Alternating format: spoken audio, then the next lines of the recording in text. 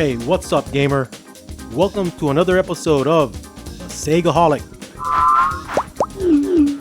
So I scored this Wii for $6 for my local savers, and the condition is still pretty cherry. In this video, I'm gonna show you how to jailbreak the Wii to play backups and emulators. By the way, before you turn on your Wii, make sure the screen here is free of dust because this is where air enters the Wii for cooling. I'm pretty late to this party, but I'm sure it'll help out other latecomers. Opening the top flaps of the Wii exposes the GameCube memory card slots as well as the GameCube controller ports. Here's more air inlets on this side of the Wii. And here's the SD card slot. Remember, the Wii only supports 2 GB and lower for regular SD cards like this one.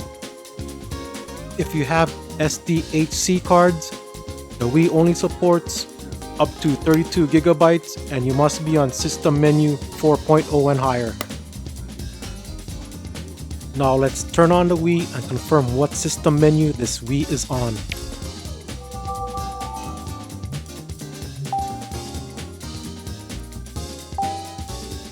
You can see this Wii is on system menu version 4.3U, the U being for North America. Also, this Wii has been parental control locked. To disable parental control, just keep on hitting I forgot until you get your confirmation number.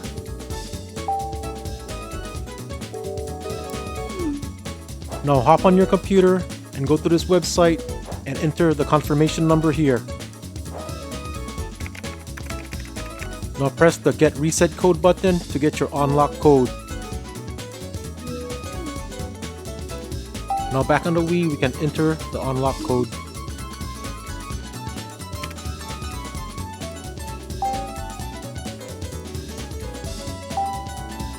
Now follow these steps to get the MAC address that's needed later on. Now back on the computer, go to the Complete Softmod guide at this web address. You can read about the different soft mods here. If you need to, update your system menu to 4.3. The letter bomb hack that we're going to use is super simple but needs system 4.3. Just click here to get to the letter bomb page and enter the MAC address that we got earlier.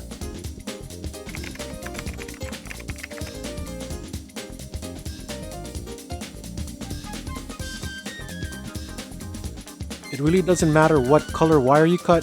Now just save this file.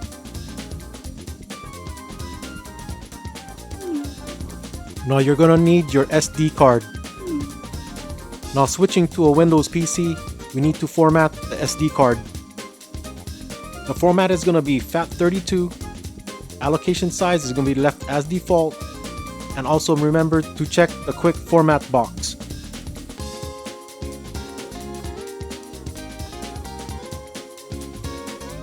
Once formatted, you can drag and drop the contents of the letter bomb file to the SD card. You can choose to transfer everything, but I chose to leave out the text files.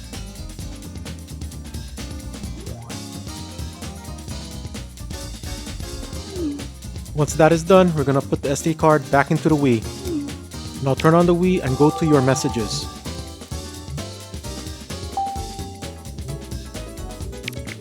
Now keep clicking back until you find a letter bomb and then click on it. Now be patient on this screen as it will take more than 30 seconds before this one button pops up. Now just follow the instructions and move the cursor to install both the homebrew channel and boot me. Now that the homebrew channel is installed, we can install boot me.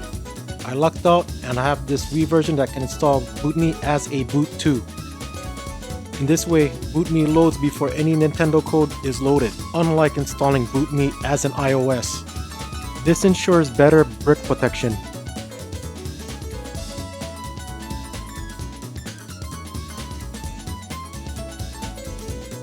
At this screen, you can press the home button to exit to the system menu to confirm the homebrew channel is installed. With the homebrew channel installed, you can now launch various apps such as emulators. But to be able to use game backup launchers properly, we need to install custom iOSs.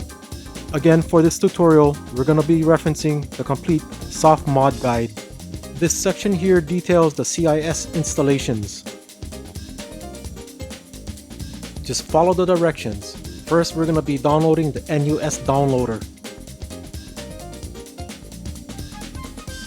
Then we download the CIOS installer app.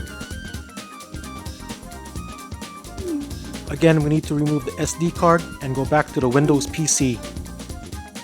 Now we can expand the NUS downloader file and launch the NUS downloader. Again, just follow the directions from the Complete Softmod guide. After the downloader is done initializing, go to Database, then go to iOS 56 and highlight and click V5661, and checkmark PackWad, ending with a click of Start NUS Download. For the next CIOS, it's the same steps as before, but instead now you choose iOS 57 and V5918.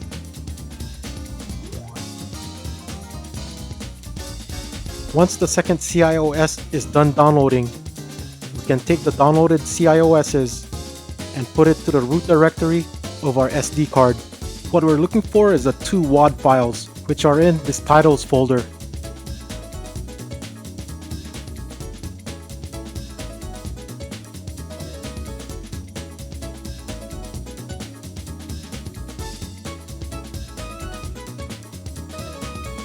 Once that is done, we can expand the CIOS installer file and take the apps folder within that file and drag it to the root of our SD card.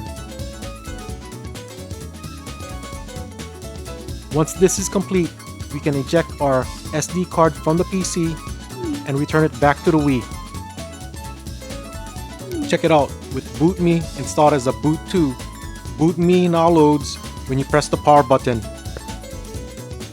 To navigate in BootMe, use the power button to move to the right and use the reset button to select. Select the gear icon to access the NAND backup functions. You'll also have access to the console information, such as the 8-digit console ID and a NAND usage percentage. The NAND size is only 512 megabytes of flash memory and is used to store system software, channels, saves, and settings. Consider the NAND like an SSD hard drive for the Wii. This first highlighted icon here backs up the entire NAND to your inserted SD card. At this point, I suggest you make a backup. The backup takes roughly between 20 to 30 minutes, so it's gonna be a while. Check it out, the first bad block on the NAND. Don't worry if your NAND has this, it just has to be read consistently as a bad block. So while we wait for the backup to finish, let's have some dinner! What we have here is the shoyu poke from Times. Oh yeah! Mix this up a little bit. Nom nom. This makes my mouth feel so happy.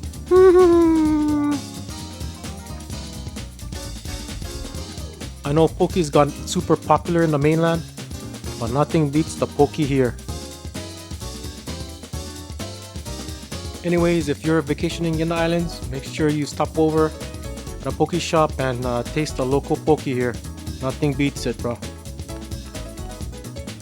This, along with some beer, oh man, nothing beats it. It makes my mouth feel so happy.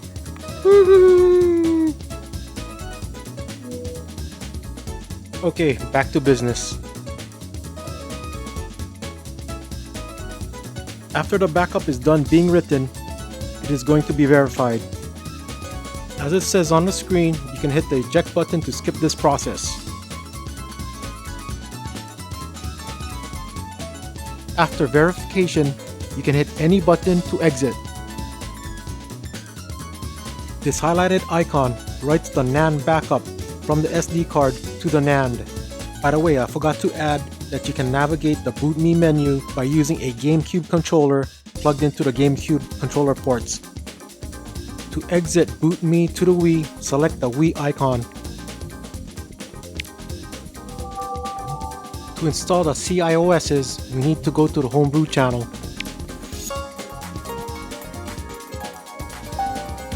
All apps in the apps folder on the SD card will be shown here. Obviously, select the CIOS installer and select load. Here, you just press any button to continue. Leave the cursor on select CIOS and select V10 Beta 53. Now move the cursor to select CIOS base and select 56. For select CIOS slot, leave it at 249. Lastly, for select CIOS revision, select 65535. Now press A to continue as shown on the screen. Then press A again to continue the installation process. When the installation is done, press B to exit. We can now begin to set up the second CIOS. Move the cursor to select CIOS and select V10 Beta 52. Next, for CIOS base, choose 57. For CIOS slot, choose 250. And lastly, for CIOS revision, choose 65535. Then press A to continue, and then A again to install. To exit, just keep pressing B as shown on the screen. Press the home button to access this menu. Now that the Homebrew channel and the custom CIOSs are installed, we need some apps. First, we're going to download the emulator FCE Ultra GX. For instruction, we return to the Complete Softmod guide. Go to the Applications area, choose Emulators, and then choose GX Emulators. Just follow my cursor to find the download links for this emulator.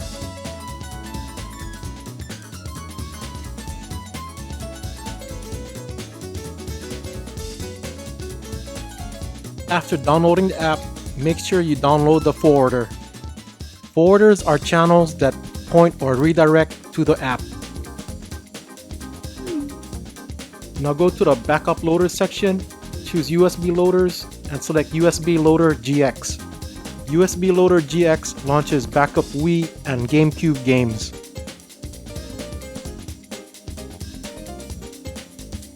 After the download, go back to the Complete Softmod guide and download the forwarder.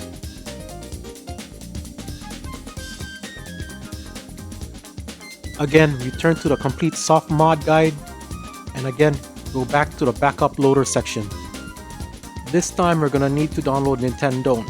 Nintendo is needed by USB Loader GX to pay backup GameCube games. First, download this file as instructed.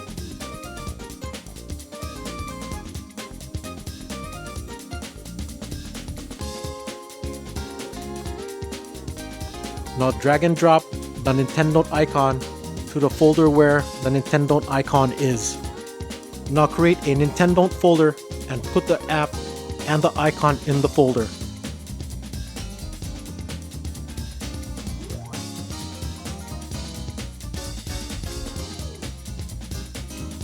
Highlight the XML code here and open the Nintendo folder. Now right-click and copy the XML code. Now open a text editor app and create a text file.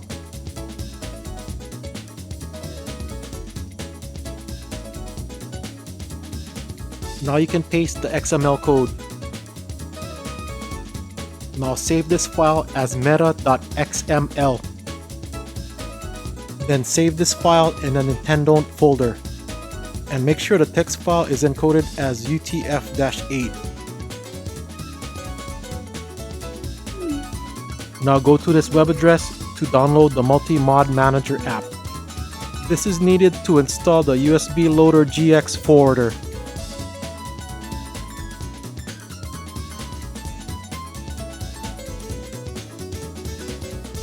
Now find the downloaded file and extract the contents.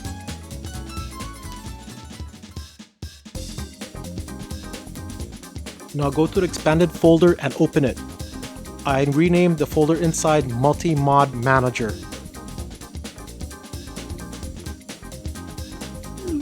Once again, we need to put the SD card into the Windows PC.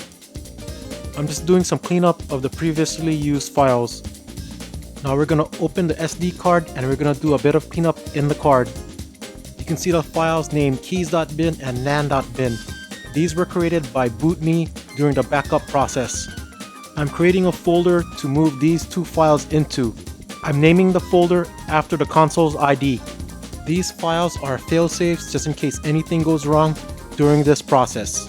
And if something does go wrong, just move these two files back to the root directory of the SD card and run bootme as instructed earlier in this video.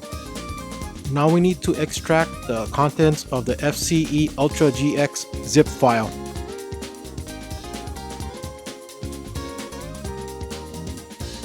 Now open the extracted folder. There's two more folders within the folder. Open up the apps folder. Now open up the apps folder on the SD card's root directory. Now drag and drop the FCEUGX folder into the apps folder on the SD card. Now click back on the FCEUGX folder and drag and drop this FCEUGX folder into the root directory of the SD card.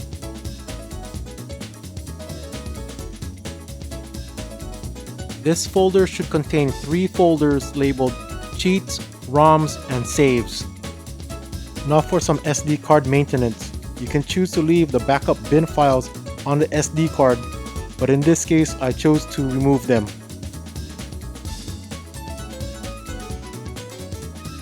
Now drag and drop the Nintendo folder into the apps folder on the SD card.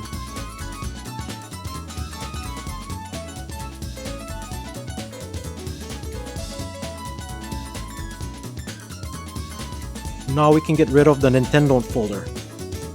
After this, we can expand the USB Loader GX file.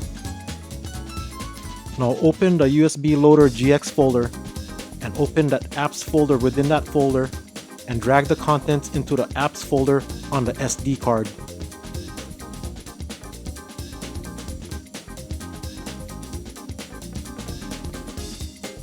Now we can trash both USB Loader GX files on the desktop. Now let's reopen the apps folder on the SD card. Now drag and drop the Multi-Mod Manager folder that we made earlier into the apps folder. Now open the FCEUGX folder and transfer the contents in that folder into the apps folder on the SD card. If you open the folders in the apps folder on the SD card, you should at least see a file with a suffix of .dol. If you do not see this file, then you're dragging the wrong folder into the apps folder on the SD card. We can now trash these two folders whose contents we already used. Now I'm clicking back to the root directory of the SD card to create a folder called WADs.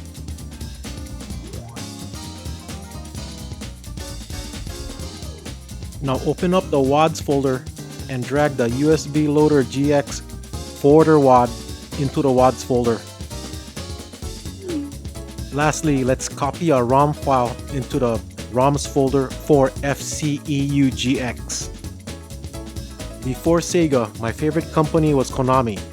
I remember having Castlevania, Russian Attack, Jackal, Skate or Die, Gradius, Life Force, and a whole bunch of other games that I forget. Yet again, let's transfer the SD card back to the Wii.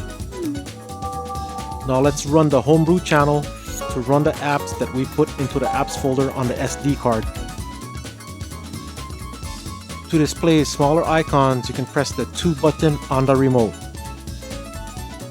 First, we're going to run the auto installer for the FCEUGX forwarder.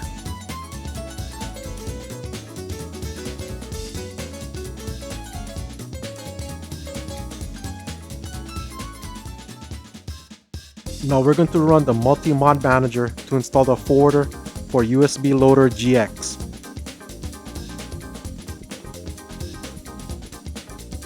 Now we need to scroll down to and open the WAD Manager.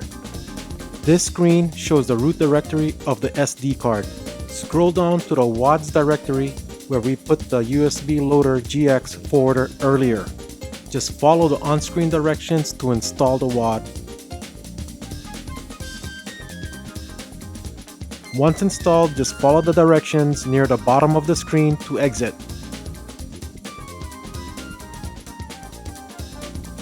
To exit out of the Homebrew channel, hit the Home button.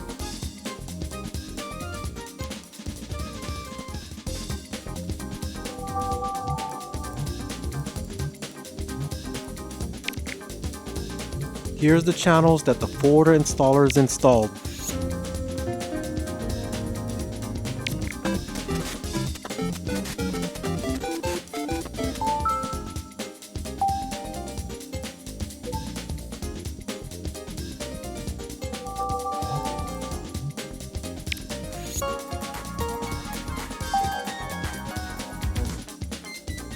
If you want, you can remove the channel installer by going here.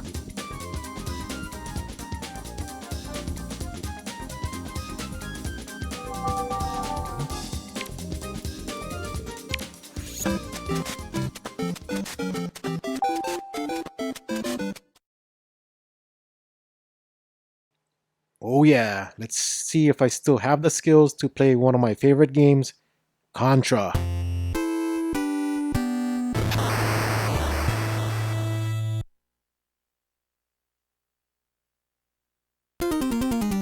By the way, if you're wondering, the game controls great with the Wii Remote.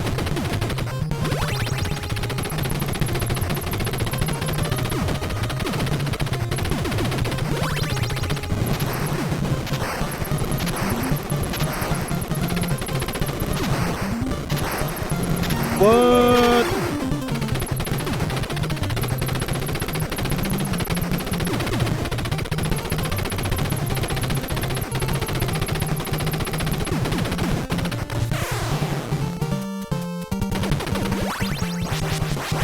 The weapon of all weapons, spread.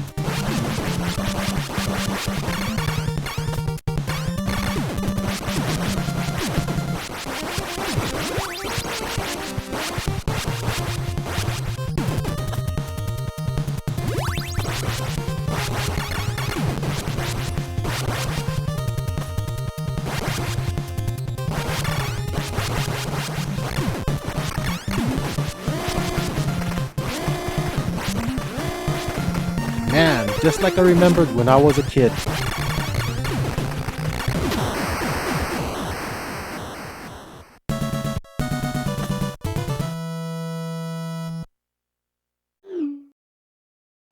To use USB Loader GX and to play backup Wii and GameCube games, you need to put them on a USB stick or USB hard drive and install the hard drive on the outermost USB port.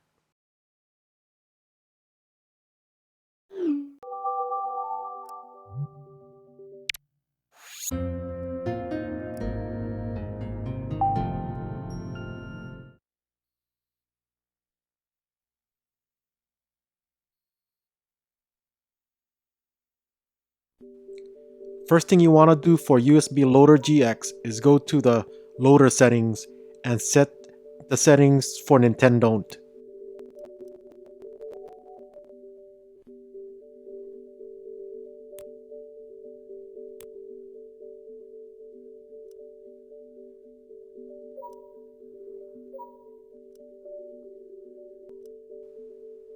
Click here to download the various artwork for the games. Obviously, you need to set up an internet connection for this to work. Sometimes the downloader hangs and you will need to reset the Wii.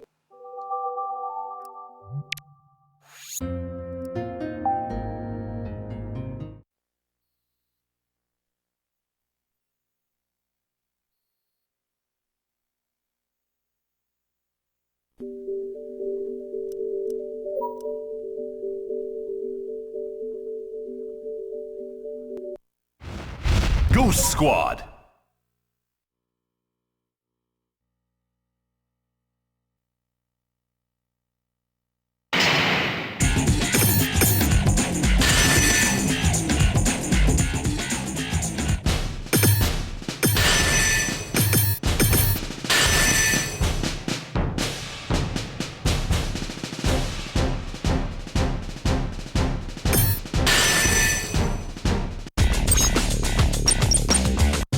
your mission. Mission 2. We'll go. We're going. Mission start.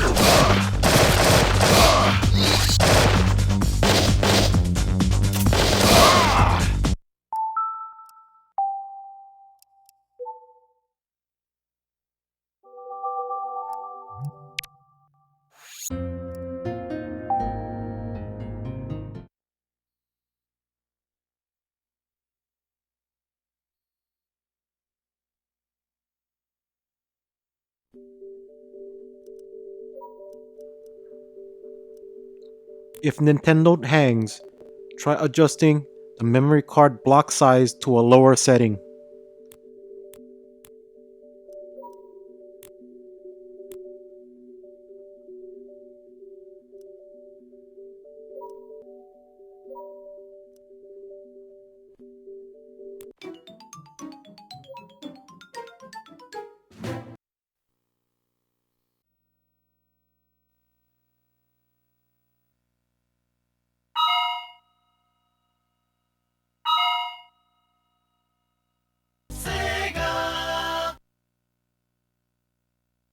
Sega AM2.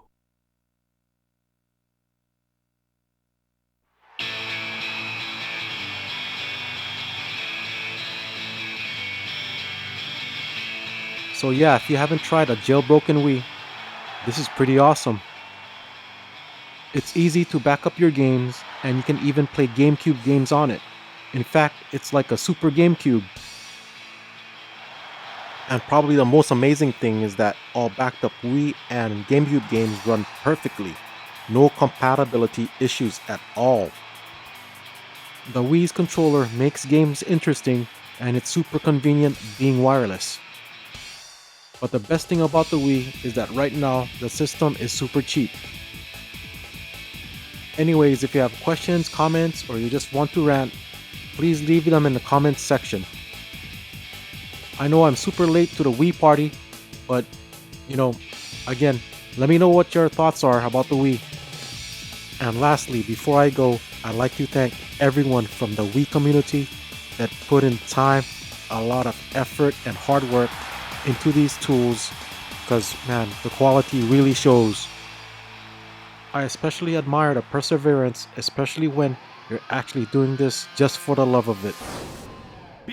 Anyways guys, I'll see you guys next time. Toodaloo, see you, bye!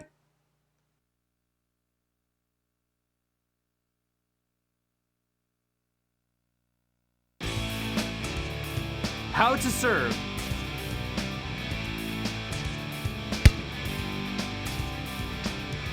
How to receive and toss.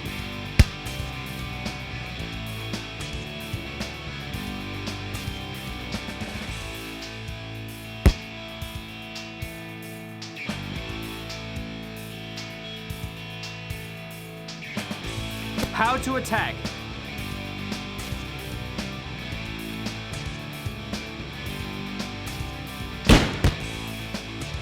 How to block.